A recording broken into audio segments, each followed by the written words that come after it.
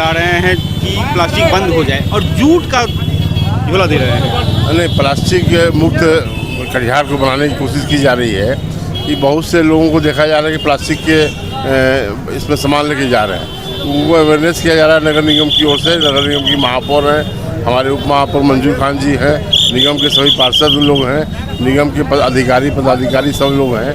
सब लोग मिलकर हम लोग 1.5 किलोमीटर भी रोड में अभियान चलाए जिससे कि प्लास्टिक मुक्त कटिहार बने और लोगों को जूट का बैग और जो बैग है उसको देने का काम कर रहे हैं जिससे अवेयरनेस आए लोगों में और प्लास्टिक मुक्त रहे। चूँकि प्लास्टिक के चलते बहुत से नाले बहुत से नगर निगम की में काफ़ी तकलीफ होती है। जो हमारा दिन भर कचरा जो उड़ता है तो काफ़ी बड़ी मात्रा में प्लास्टिक आता है, तो प्लास्टिक नहीं आए, जूट का बैग रहे, कपड़े का बैग रहे, जिससे कि कटिहार शहर सुंदर और एक सवाल आज है कि जूट की नगरी कहे जाने वाले कटिहार कहीं न कहीं जूट की नगरी कहे जाते हैं और यहाँ पे जूट का प्रचार प्रसार हो रहा है कि जूट को बढ़ावा दिया जा रहा है, लेकिन यहाँ से जूट उद्योग ही खत्म हो गया। नहीं, जूट मिल एक चल रही है यहाँ पर और एक मनसा जूट मिल भी चल रही है, दो जूट मिल चल रही है। एक जो सरकारी जूट मिल थी NJMC वो बंद हुई है, उसके लिए भी हम लोग कोशिश कर रहे हैं कि जूट मिल चालू हो और यहाँ के लोगों को रोजगार मिले।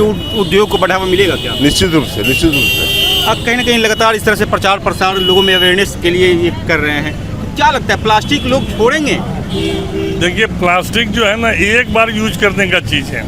लोगों को लग रहा है कि सस्ते में हमको मिल रहा है, लेकिन अगर आप जो है कपड़ा का झोला बना लीजिए या जूट का बैग ले लीजिए तो ये बरसों चलेगा अगर ढंग से आप रखते हैं तो। उनके दिमाग में बैठ रहा है कि नहीं भाई हम ये सब झोला लेंगे तो दाम बढ़ेगा, ऐसा नहीं है। आप समझ लीजिए ना कि एक प्लास्टिक का जो आप यूज करके फेंकते हैं, नगर निगम को कितना परेशानी है उससे। नगर निगम क्या मतलब कड़े से कार्रवाई करेगी क्या दुकानदार? क्योंकि अगर दुकानदार देते हैं कस्टमर को तभी कस्टमर लेते हैं, तो सबसे पहले पाबंदी किस पे, दुकानदार पे या कस्टमर पे? देखिए, स्टॉक में तो आपके है, जिनके हाथ में जो चीज़ रहेगा उस वही जिम्मेवार होगा। अगर प्लास्टिक का 100-200 बैग अगर मेरे हाथ में तो हम जिम्मेदार हैं, अगर वो दुकानदार के पास है तो दुकानदार जिम्मेदार है, अगर वो पब्लिक के हाथ में 100-200 है तो वो जिम्मेदार है। चलिए, कहीं ना कहीं स्वस्थ कटिहार स्वच्छ कटिहार को लेकर के एक बहुत अच्छा मुहिम चलाया गया है। मैडम, क्या लग रहा है प्लास्टिक लोगों ने अपने जीवन का एक अंग मान लिया है, हर लोग यूज़ कर रहे हैं और जिससे कि कचरा, क्योंकि वो एक बार यूज़ करते हैं उसे नाली फेंक देते हैं, जिसे लेकर कटिहार हमेशा प्रदूषित शहर में गिनती आता रहा है।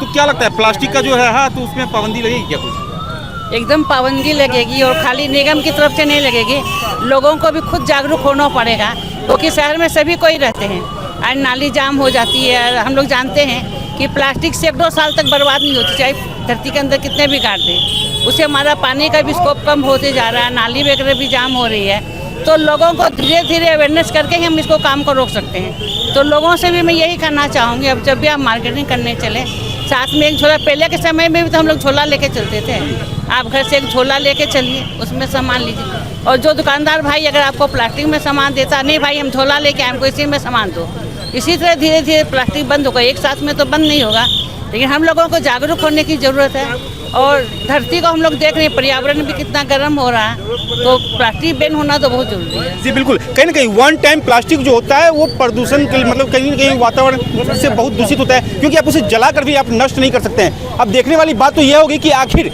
लोग कितना अवेयरनेस होते हैं, कितना जागरूक होते हैं और प्लास्टिक को वो कैसे छोड़ते हैं। बने रहिए हल्ला बोल के साथ।